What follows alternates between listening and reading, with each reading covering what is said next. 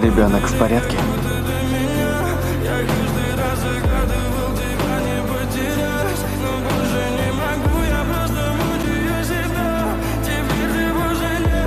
Отдай мне его, а сам останься там. Ты понимаешь, что это значит? Ты готов убить малютку? У меня тоже есть дочь. Я не был ей хорошим отцом. Но когда она родилась, смотреть, как она растет, было самым большим счастьем в моей жизни.